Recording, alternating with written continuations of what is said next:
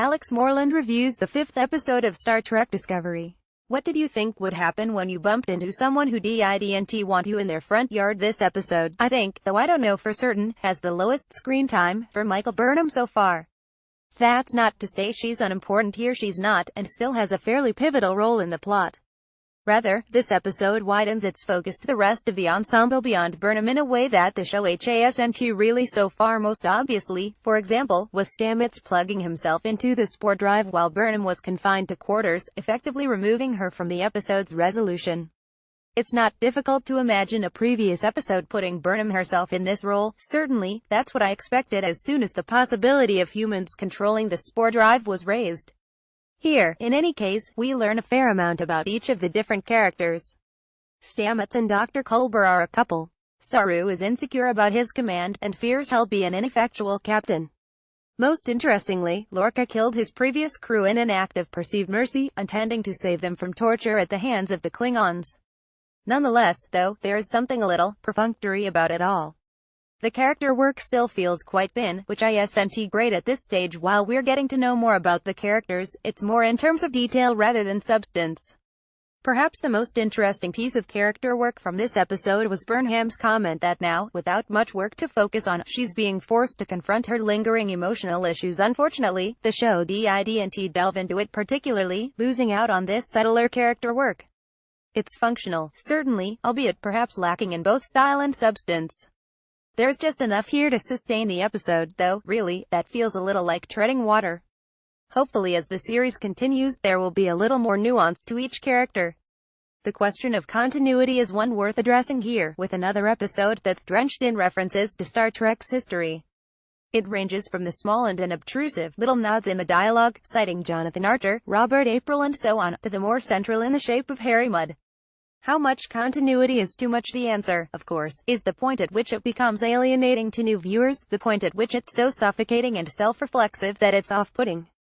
That's not to say there isn't a value in developing a mythos, or a certain glee to alluding to wider continuity, but there's a need to make sure it's not overpowering. Star Trek Discovery is managing to stay on the right side of the line, for now, but it'd perhaps do well to ask itself this question more often. At the moment, it's got it just about right. Those who know will enjoy the nods to Matthew Decker or Christopher Pike, while those who don't won't be confused or taken out of it by reference to the Daystrom Institute. Indeed, it's often the more dedicated fans who do understand these allusions that are more likely to get tied into knots about it. There's an addendum to the above, though, which Discovery is running risk of falling foul of. Just what does the continuity add? Choose your pain is an episode worth interrogating on this note, given the inclusion of Harcourt Fenton Mudd. Mudd is a fan-favorite character, albeit one I've never really understood the appeal of. He's a human trafficker played for laughs, from some particularly poor episodes of the original series. Was he a necessary inclusion? Was there anything about his plot function that demanded he be Harry Mudd, rather than an original character in a similar vein? Admittedly, it might be too early to say. We know that Mudd is set to return later in the series, so it's possible that in hindsight this appearance will prove to be important setup for a story that does demand his inclusion. Otherwise, I'm less than convinced. Continuity must serve the story, rather than vice versa. That above all has to be the rule, and it's a rule that Discovery has flaunted at times. This episode introduces Lt. Ash Tyler, a Starfleet prisoner of war, held by the Klingons since the battle at the Binary Stars. Certainly, the character has potential, is an interesting approach from which to examine Starfleet in war, as well as a way to remind the Discovery crew just what they're risking. Having said that, though, across the course of the episode one grew increasingly convinced that Tyler isn't what he seems. I'm now quite certain that Tyler is in fact VOQ in disguise. VOQ was conspicuously absent this week in light of the conclusion of last week's episode, wherein he was sent to learn from a group of Klingon spies and secret keepers. It does beg the question of just where he was. So, a few facts. Shazad Latif, who plays Ash Tyler, was originally cast as the Klingon Kol. That's the one who usurped VOQ as leader of the Klingons in Episode 4. In a shakeup that was announced back in April, Kol was recast, now portrayed by one Kenneth Mitchell, while Shazad Latif took on the role of Ash Tyler.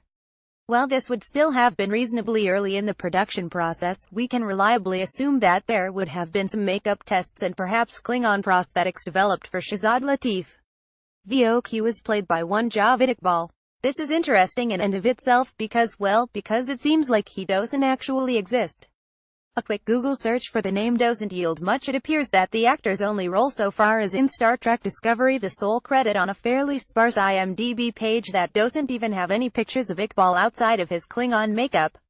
While there is another Javid Iqbal on IMDb, it's quite direct in noting that he's not the same actor as the Javid Iqbal in Discovery.